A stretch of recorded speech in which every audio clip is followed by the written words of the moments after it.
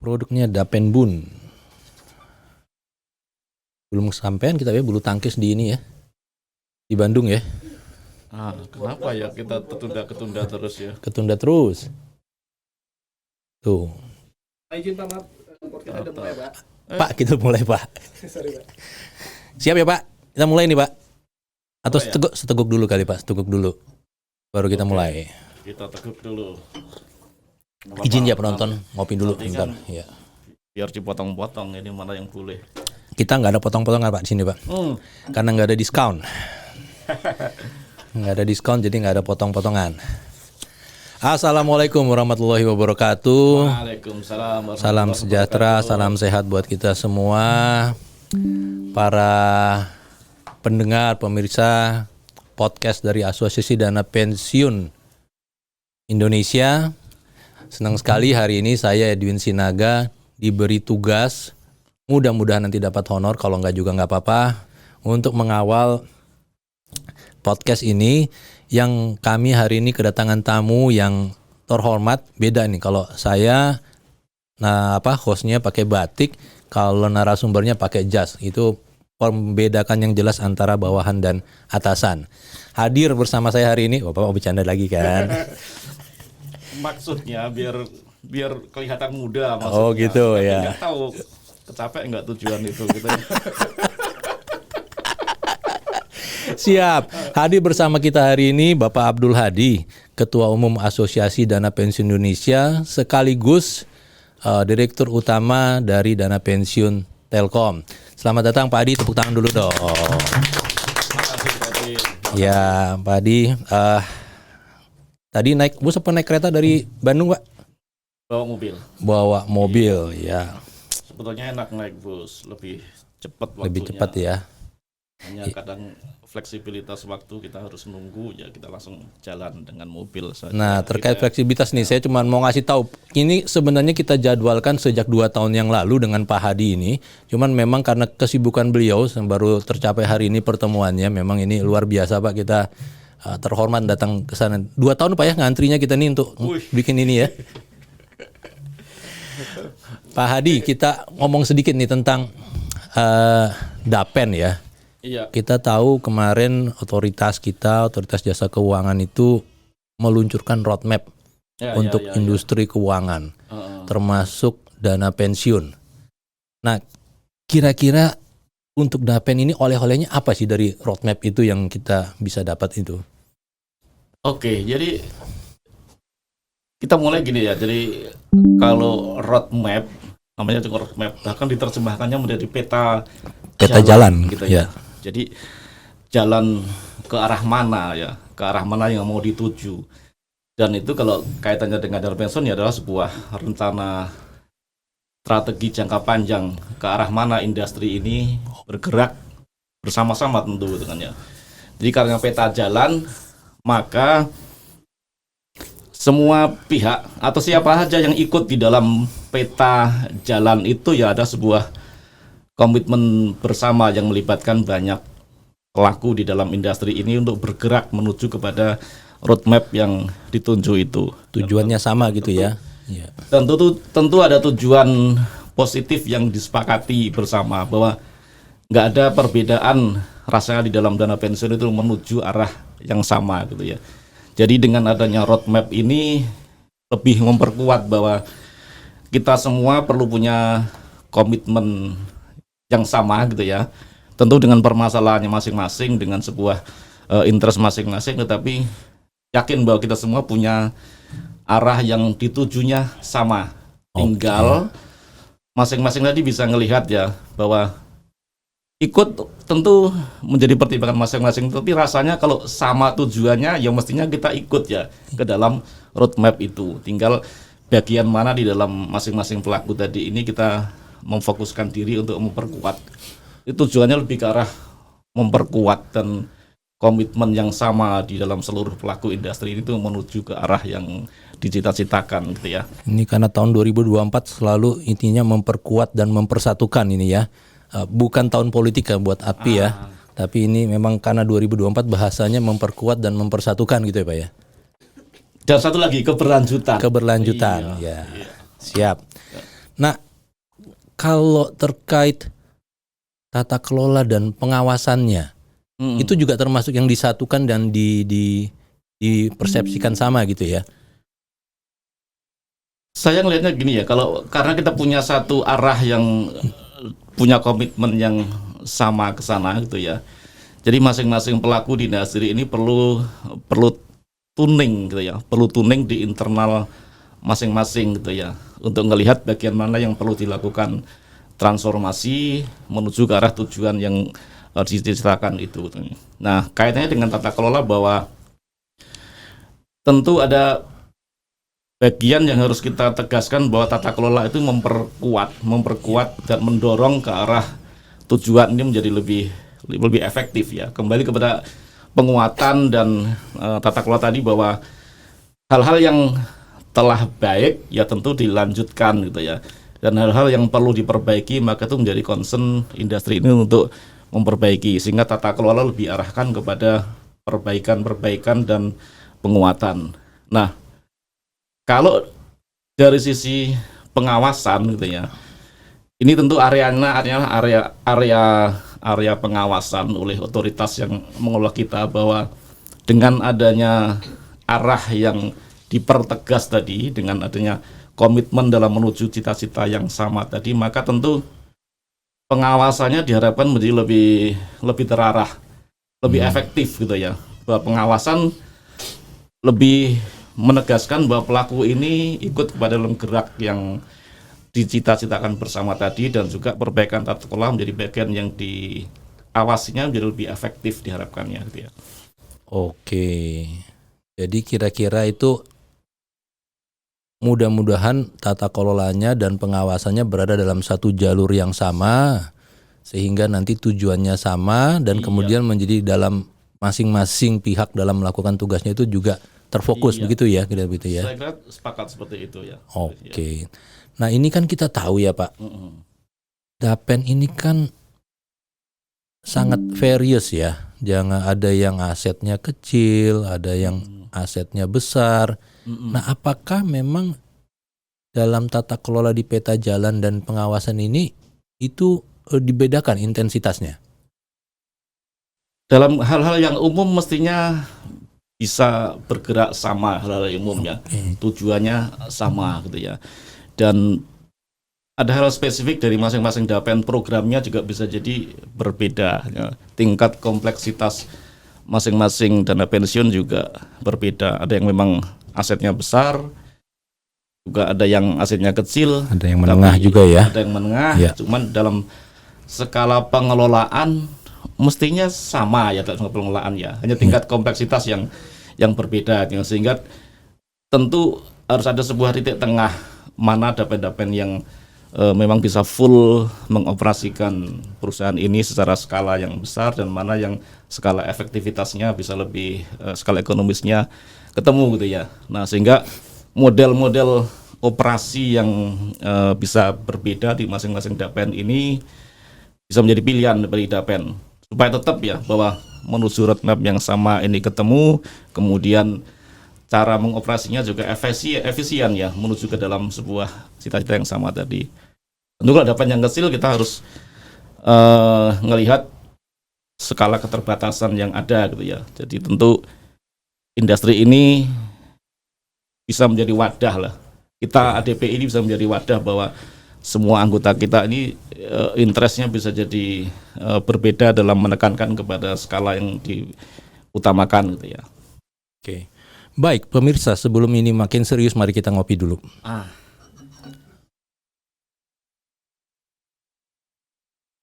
Tadi ada sponsor yang mau masuk, tapi saya larang Pak, karena kan ADPI belum terima bayaran Pak. Jadi memang ini tanpa sponsor, biasanya begini ada sponsornya, cuman tadi kita larang. Ya, seruput ini bagian dari sponsor lah ini. Di dalamnya ada isinya. Makanya ini kita balik nih Pak, tadi harusnya kan ada sponsornya, begini kita balik dikit nih Pak. Baik, tadi saya bicara tentang layering aset ya. Tentunya kan tata kelola, pengawasan, regulasi yang ada kan punya tantangan tersendiri di implementasinya ya. Nah, sesuai data yang ADP punya nih, saya manggilnya Bang Ketum aja kali ya. Bang Ketum, apakah memang ada data yang bilang oke, ini bisa kita implementasi, ini susah, ini akan costly, ini akan seperti apa? Nah, ini tantangan di level kita sebagai yang melakukan ini seperti apa? Ya, internal dan eksternal perlu kita lihat ya. Betul. Bahwa internal masing-masing dana pensiun harus ngelola resources-nya secara efektif dan efisien. Ya.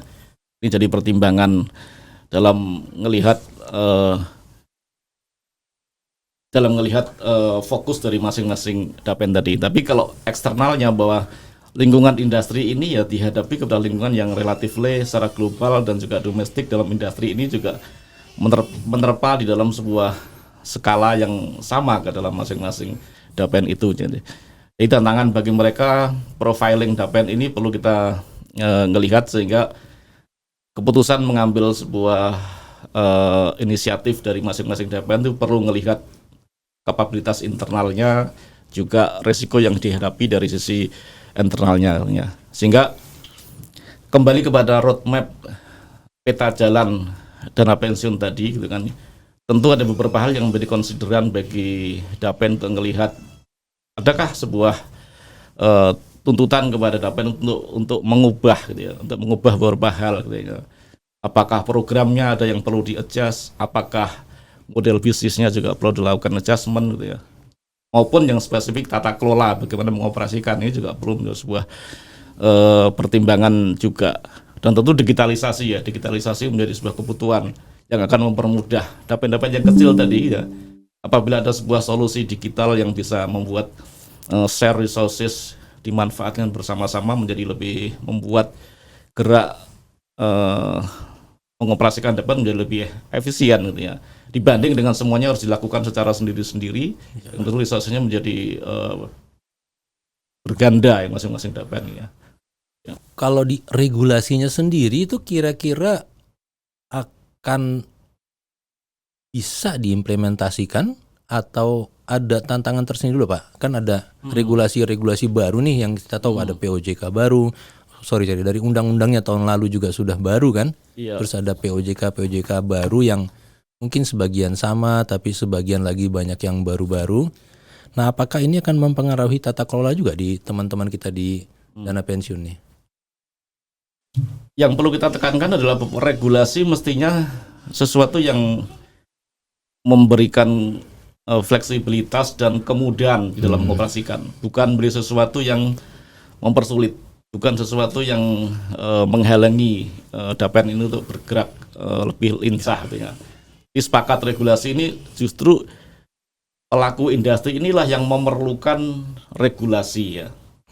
Nah, regulasi memang bagi kami merasakan yang lama ada beberapa terpecah-pecah dalam beberapa peraturan-peraturan yang tentu bagi orang yang baru misalnya mau masuk kepada dapen harus menyisir kepada regulasi-regulasi yang cukup banyak, gitu ya. Nah, kita appreciate kepada OJK bahwa setelah UU PPSK ini langsung diikuti dengan beberapa regulasi yang diagregatkan menjadi lebih simpel diharapkannya ya. Kita menunggu regulasi itu yang mempermudah kita memahaminya juga menjadi lebih terstruktur dengan baik, sehingga dengan regulasi itu kembali kepada cita-cita bahwa tidak menghalangi kita untuk kaku, gitu ya, tapi memberikan ruang kita menjadi lebih baik.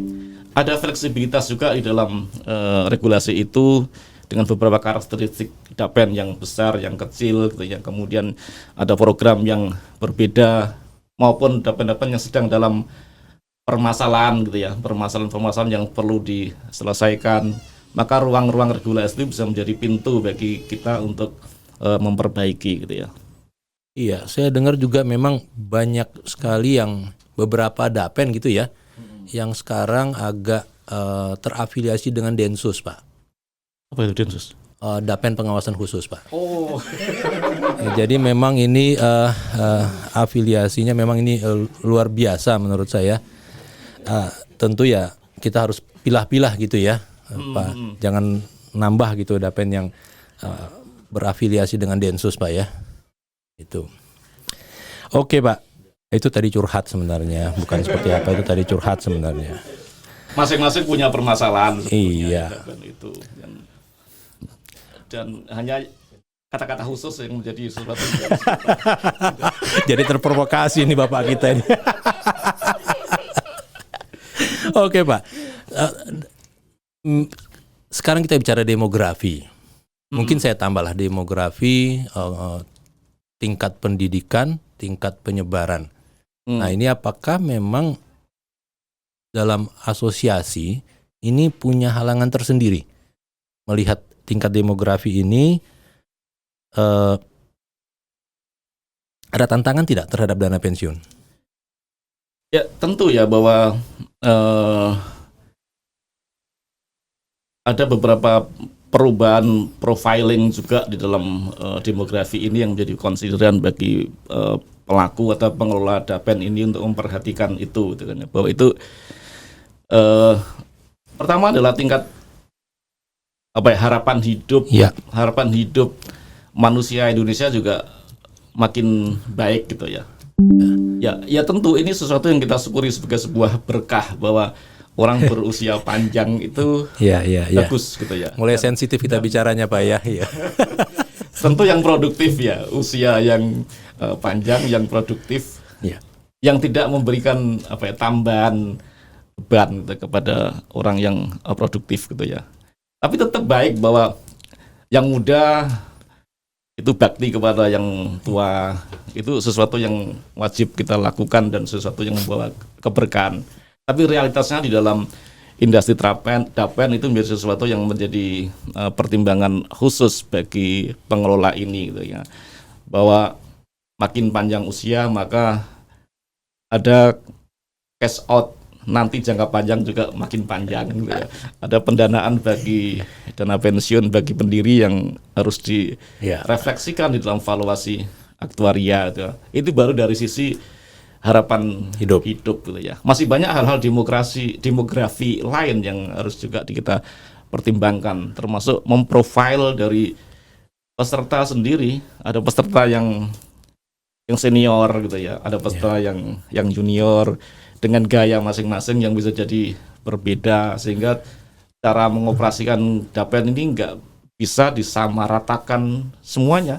Harus melihatlah bahwa yang muda-muda sudah mulai juga akan pensiun gitu ya. Untuk gaya mereka berbeda dalam melihat persoalan, dalam juga bereaksi terhadap sebuah isu gitu ya. Jadi ini menjadi sebuah tantangan sendiri dari pengelola DAPEN untuk memprofile itu sehingga profilnya menjadi lebih lengkap lah dan kita bisa tepat sasaran dalam mendeliver sebuah informasi dan program itu kepada mereka gitu ya.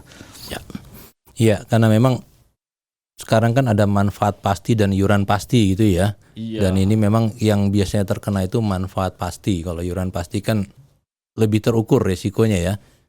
Gitu ya. Ada juga sih pengaruhnya ya, bahwa meskipun iuran pasti gitu ya, tetapi dengan sebuah nilai yang diterima di depan gitu ya. Dia harus juga mulai mempersiapkan gitu ya. Mau kemana ke depan itu. Dengan demografi tadi, dengan harapan hidup yang makin banyak, dia juga udah mulai mempersiapkan diri. Bahkan sebelum masa pensiun juga harus sudah mulai menyiapkan diri gitu ya. Mereka bisa akses ke dalam data-data kepesertaan dari masing-masing DAPEN sehingga tahu posisi akumulasi dari aset per account tadi. Sehingga dengan adanya perubahan demografi tadi tentu bahwa ada kontribusi dari pribadi lah, kontribusi dari personal yang juga harus mulai dialokasikan pada saat usia produktif sehingga itu bisa menjadi sebuah tambahan backup untuk masa tua gitu ya.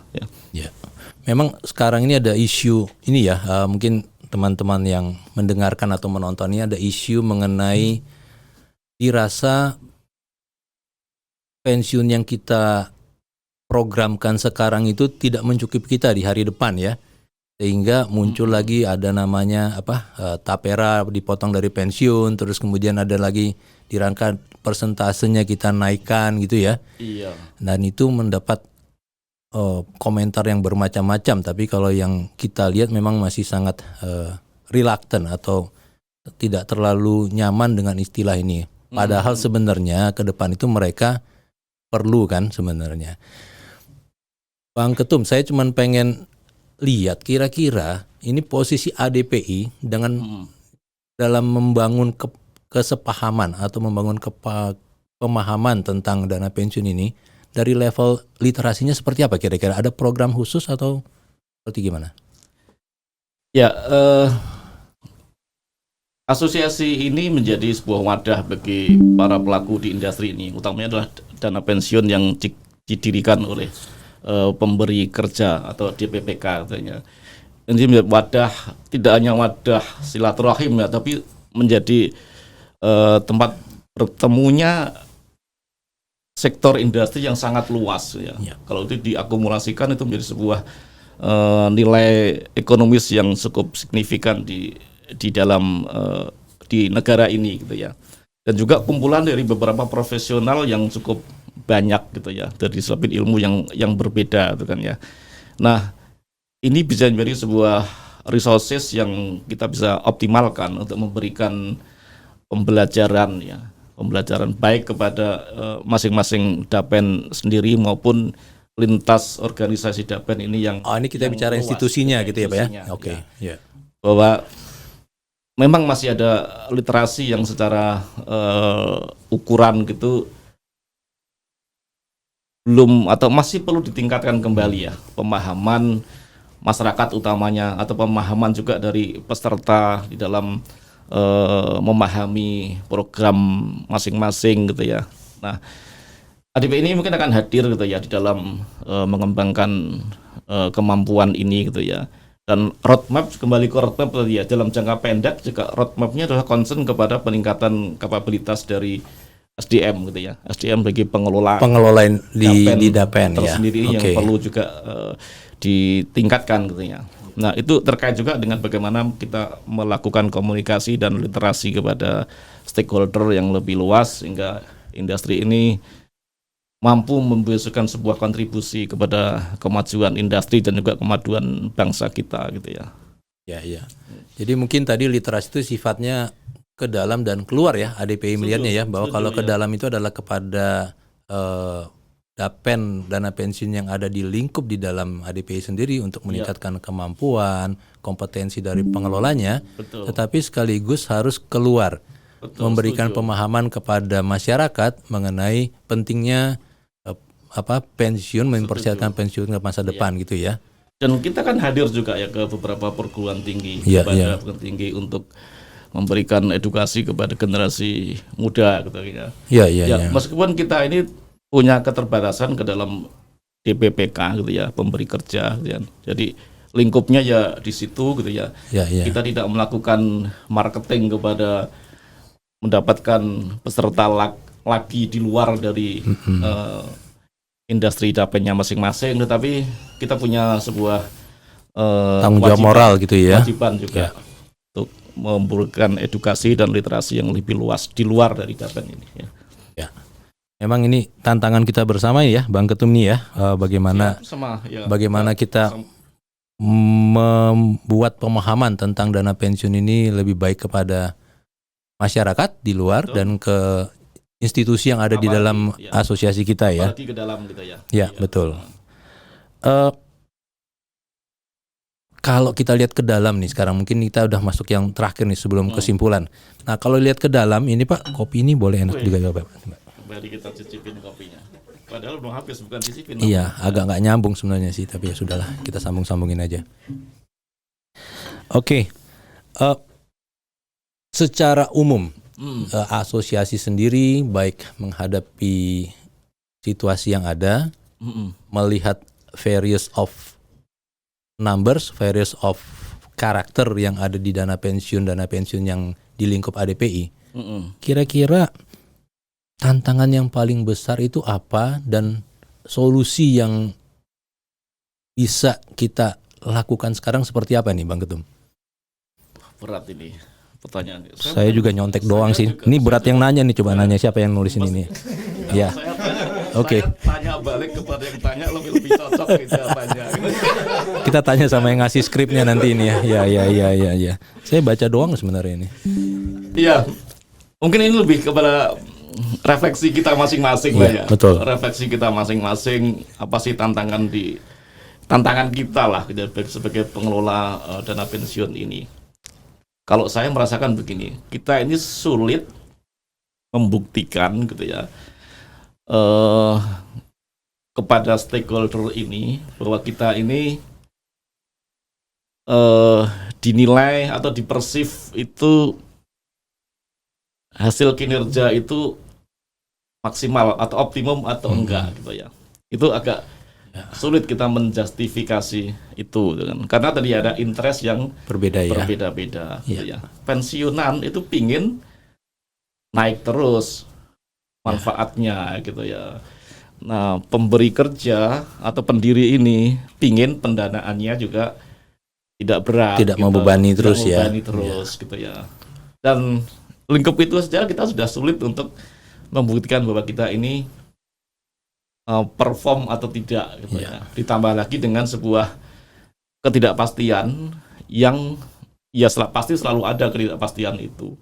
Yang kita membuat sulit untuk bisa membedakan mana yang controllable by kita, mana yang uncontrollable by kita. Itu sesuatu yang sulit kan gitu. Iya. Tapi setuju lah dia. Ya. Jadi tantangannya itu ya. Jadi bagaimana itu kan Punya kembali- satu acuan yang jelas gitu ya Acuan yang sebenarnya. jelas, ya. Iya.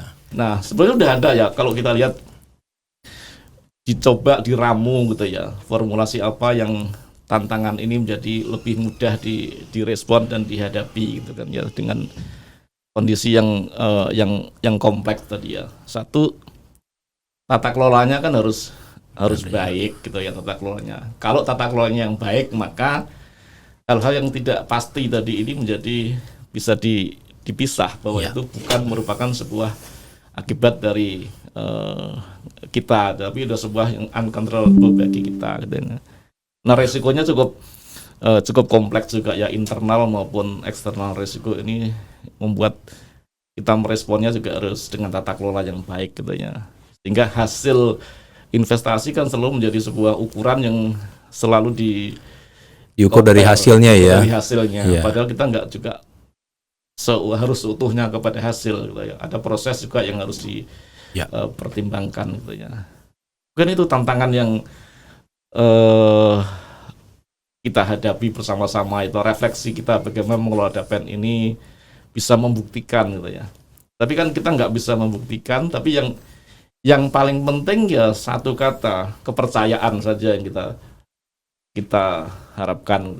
Kita binalah kepercayaan itu sehingga seluruh pelaku, seluruh stakeholder ini trust kepada DAPEN ini kan baik gitu ya. Oke, jadi mungkin solusinya adalah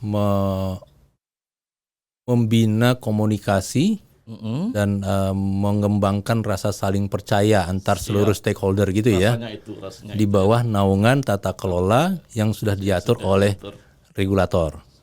Nah, saya pikir itu sepakat ya. keywordnya gitu ya. Iya. Jago juga nih hostnya nih bikin penutup begini ya. Baik para pemirsa, atau ada closing statementnya Pak? Satu lagi tambahan deh. Wah, monggo. Nah, bagi pelaku atau bagi pengelola gitu ya. Satu, aturannya kan sudah ada tadi ya. Menuju roadmap pasti diikuti dengan aturan gitu ya. Iya. Jalan ke sana diikuti rambu-rambu gitu ya. Maka comply pada rambu-rambu kan satu poin tersendiri yang udah kita selesaikan. Dengan comply pada aturan itu udah menyelesaikan banyak hal lah gitu ya. Nah, jadi melihat tantangan tadi, maka kita harus satu, jaga compliance. Yang kedua adalah kita bisa on track kepada tujuan DAPEN masing-masing dan menyeimbangkan tadi ya kepentingan yang beraneka ragam tadi ya. Dan tentu dengan bersama-sama di dalam DAPEN kita ada benchmark gratis yang kita bisa manfaatkan untuk perbaikan kita masing-masing ya. Itu. Baik. Makasih. Makasih Bang Ketum, Pak Siap, Abdul Hadi, waktunya luar biasa. Saya pikir ini pembicaraan yang menarik. Dan kalau kita simpulkan para pemirsa bahwa sebenarnya peta jalan ini adalah satu jalan yang menurut saya bukan pendek menengah, tapi satu jalan yang panjang, di mana ke depan kita akan membangun ketahanan sumber daya manusia kita, ketahanan manusia kita dalam menghadapi usia yang tidak efektif lagi nanti ya. Dan itu dibangun pemahamannya bukan hanya internal di asosiasi, tetapi mesti pemahamannya keluar.